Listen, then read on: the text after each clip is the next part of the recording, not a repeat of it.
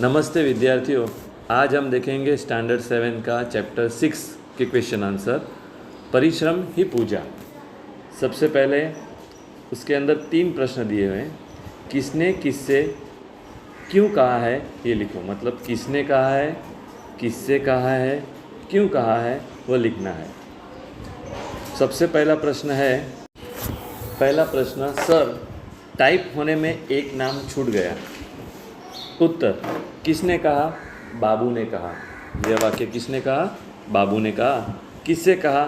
प्रधान आचार्य, मतलब स्कूल के जो प्रधान आचार्य होते हैं उनसे कहा। क्यों कहा? क्योंकि टाइप करते वक्त एक बालक का नाम छूट गया था। मतलब इसमें 3 प्रश्न के हमें जवाब लिखना है। किसने कहा, मतलब कौन बोल रहा है? बाबूजी बोल रहे हैं। किससे कहा, किसको कहा ये वाक्य, और इसका ये वाक्य कहने का कारण क्या था, क्यों कहा। तो 3 हमें उत्तर यहाँ हमें लिखना है। तो हमारा सबसे पहला प्रश्न हो गया। अभी हम देखेंगे दूसरा प्रश्न। गुरुदेव ऐसा नहीं हो सकता। किसने कहा? बालक ने कहा। बालक ने अपने गुरुदेव से कहा, गुरुदेव ऐसा नहीं हो सकता। किससे कहा? प्रधान आचार्य, मतलब स्कूल के जो प्रधान आचार्य हैं उनसे कहा। क्यों कहा बालक ने इस तरह का? क्योंकि बालक का नाम उत्तीर्ण सूची में नहीं था। ये पाठ में हमने देखा था ना कि बालक का स्कॉलर होने के बाद भी वह बालक का नाम उत्तीर्ण सूची, मतलब पास होने का जो रिजल्ट होता है उसके अंदर उसका नाम ही नहीं होता है। आगे, घर का खर्च चलाने की चिंता आप मुझ पर छोड़ दीजिए।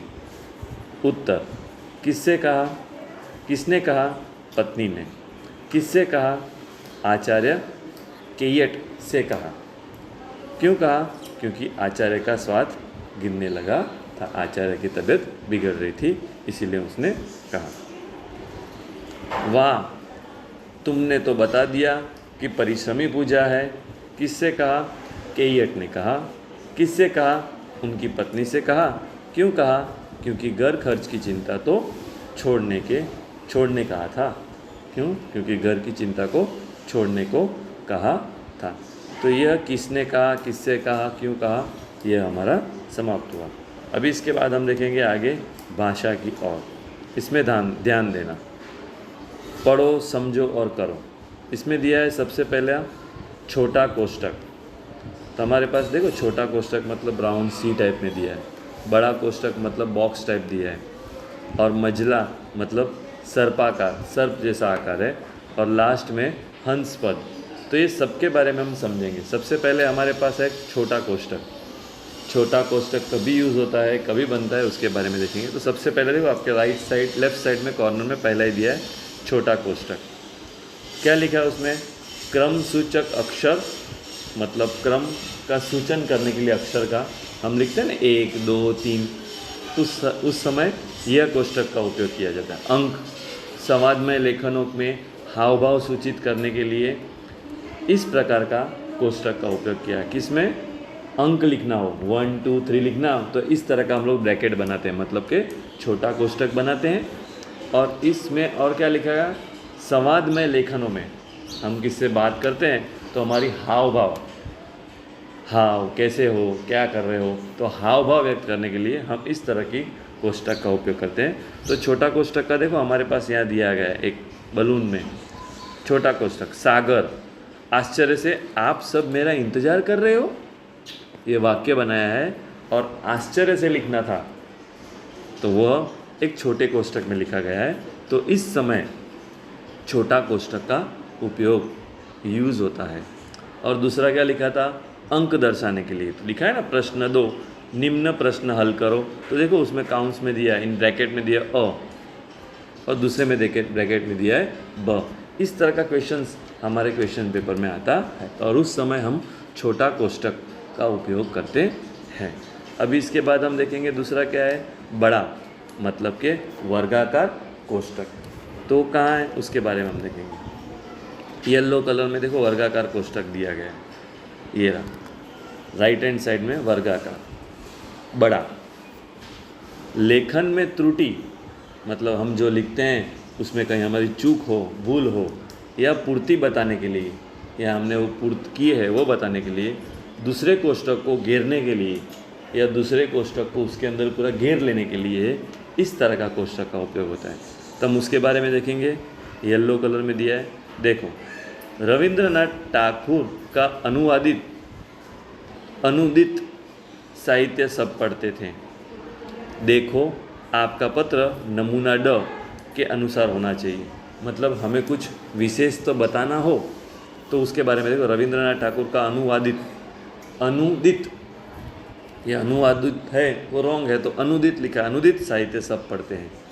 और सेकंड में क्या दिया है, देखो आपका पत्र, मतलब देखो उनका पत्र, मतलब अलग अलग प्रकार के पत्र होंगे, तो उसमें नमूना ड बताना था, तो उसको इस तरह बड़ा कोष्ठक बनाकर उसमें बताया गया कि उनका कौन सा पत्र, नमूना ड वाला ही पत्र आप पढ़ना और वही उनके अनुसार ही आपका पत्र होना चाहिए। तो ये हमने देखा बड़ा कोष्ठक। अब इसके बाद दिया गया है मजला, मतलब सर्पाकार कोष्ठक। तो सर्पाकार कोष्ठक कैसा है उसके बारे में देखते हैं।